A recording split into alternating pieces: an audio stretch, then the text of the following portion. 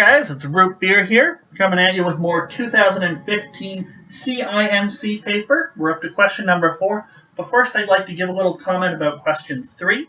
I finished it up a couple minutes ago, and if you watched that video, I started to say that two angles were complementary, and then I couldn't remember complementary versus supplementary, and I thought some of you might be in a similar situation, so I'd just like to give a little comment about that. So we'll open up our notebooks, and we'll just write, so it's just a little note for ourselves. Two angles that add up to 180 degrees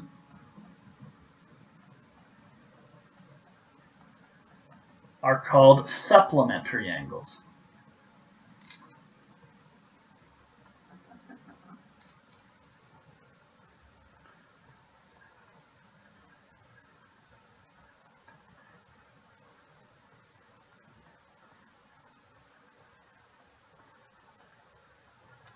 So if they add up to 180 degrees, they are supplementary. If they add up to 90 degrees, they are complementary.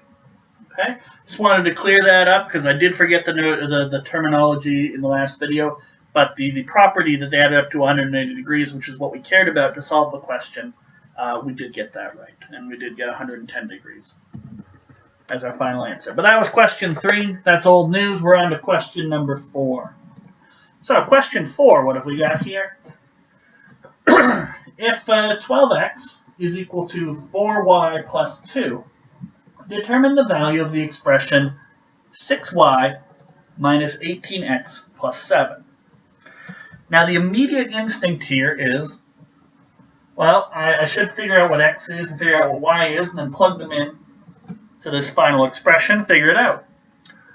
But if we try that for a moment, we're going to have a bit of a problem. Sometimes in mathematics you hear the expression one equation, one unknown, or two equations, two unknowns, things like that. If you have more unknowns than you have equations, you can't really determine one specific set of answers. Okay, unless for some reason some of the equations are duplicates of one another. So here we're presented with 12x is equal to 4y plus 2. We just have one equation relating two unknowns.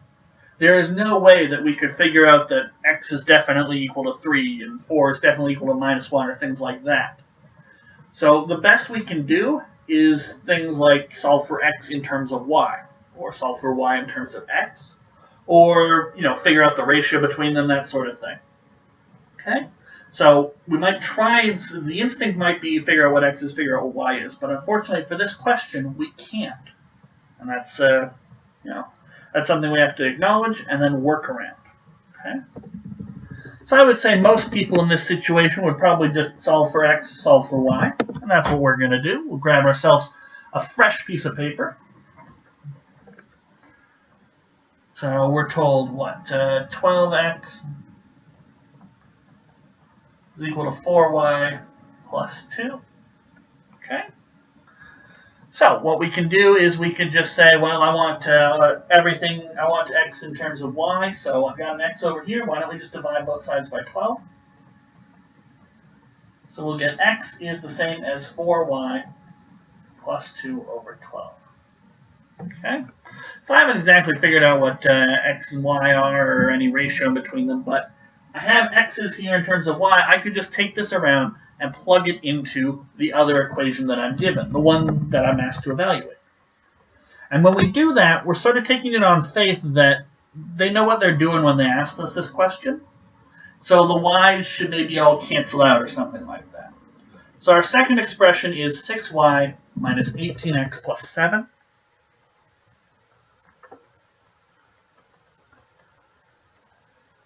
(6y) plus 18x plus 7. I feel like it was a minus 18x. It was a minus 18x. Okay.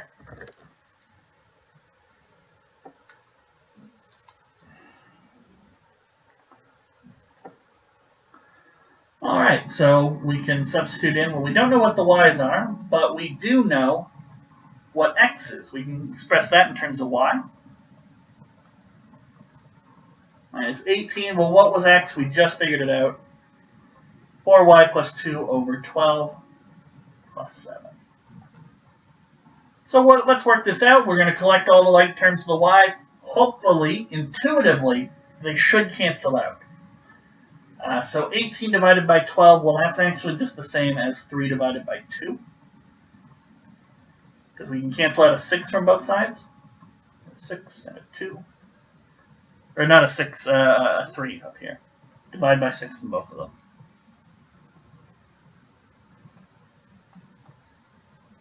So 3, 4y plus 2, all over 2, plus 7.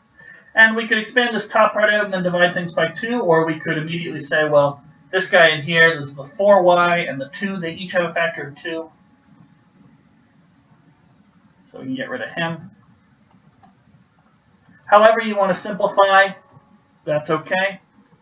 2y plus 1 plus 7, and maybe you can see already that when we expand this out with the 3, we're going to get minus 6y minus 3 plus 7. And these 6y's are going to cancel out, so we're happy. We didn't actually need to figure out any values here. So minus 3 plus 7, well, that's just going to be 4. So our final answer for question 4 is going to be 4. So alternative ways you could do this question, and I'll just sketch a few. What you could do is you could say, well, let x equal 1. Then y is going to be, that's 12, minus 2 is 10, so he's going to be 10 over 4, which is 2.5. And plug those into the final expression. If you're confident, you have to be confident that the sort of the y's would cancel out if you substituted in your expression for x. If you're confident in that, then you know that the x and the y don't particularly matter, like the actual specifics of them don't matter, that you can get lots of different x values, and for each one you can get a y. So just pick an x value, get the y, and sub it into the expression. No matter what x and y you choose, the way they ask the question, it should all work out. So you could pick some specific values, but you have to know that they're saying, one equation, 2 unknowns. It's just the relationship between x and y, and everything should sort of cancel out and give me a final number. If you know that, if you've done enough math to realize that's what's going to happen, pick an x, pick a y. That's all it is.